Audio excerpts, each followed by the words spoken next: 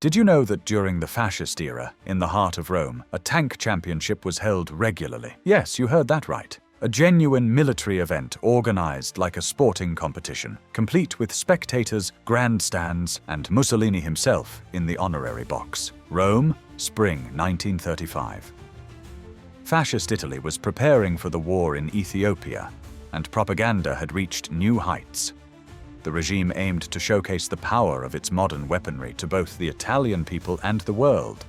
Thus, a competition between armored vehicles was organized by the General Inspectorate of the Infantry Corps, in collaboration with the Tank Regiment Command near the Foro Italico, then known as the Foro Mussolini. The event, widely promoted by the regime, attracted tens of thousands of Romans who were intrigued by the mysterious and heavily publicized armored vehicles. According to the Corriere della Sera, 200,000 people gathered on the slopes of Monte Mario to witness the spectacle, though in reality the crowd was significantly smaller. But what exactly was the Tank Championship? In essence, it was a series of timed trials in which 16 tanks, 4 assault tanks and 12 light tanks, had to complete a course over a kilometer long, filled with steep descents, gradients of 60 to 70%, deep trenches, small walls, and nearly impossible climbs. The event even included battle simulations with explosions, barbed wire obstacles to destroy, and minefields to cross.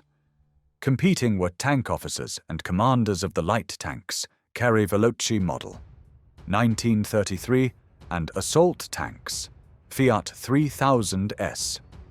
The event was attended by Benito Mussolini, Galeazzo Ciano, Generals Baistrocchi and Ricci, General Zoppi, Inspector for the Infantry, and Colonel Quara, Commander of the Tank Regiment. At the end of the time trials, a tactical demonstration took place involving all the armored vehicles. The 16 tanks, to the cheers of the crowd, smashed through a deep barbed wire barrier, crossed a minefield, and returned to their designated positions. When the demonstration ended, it was time for the awards. The winners, Lieutenant Nicola Rizzo and Sergeant Major Cavallero, received a trophy offered by the Prince of Piedmont, Umberto II of Savoy. But what was really behind the spectacle? The 1935 Tank Championship was not just a technical display or military exercise. It was, above all, a propaganda tool.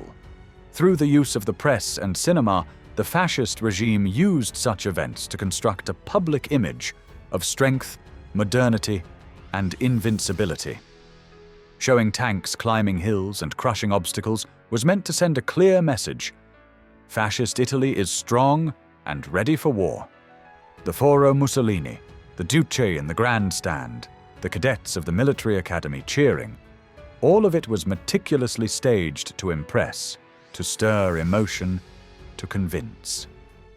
And while the people applauded, Italy moved ever closer to the brink of war. In the months and years that followed, similar demonstrations continued. In the summer of that same year, near Prima Porta, the first national championship of fast tanks was held in the presence of Generals Baistrocchi and Pariani. Once again, the Prince of Piedmont awarded the victors with a trophy and cash prizes. At the end of the trials, another simulation took place, featuring tanks, fast tanks, bersaglieri, motorcyclists, and cavalry units in a staged battle. Despite these grandiose propaganda displays, Italy, in the years leading up to World War II, made only marginal investments in the development of armored vehicles, limiting itself mostly to producing mediocre models often inspired by foreign technology.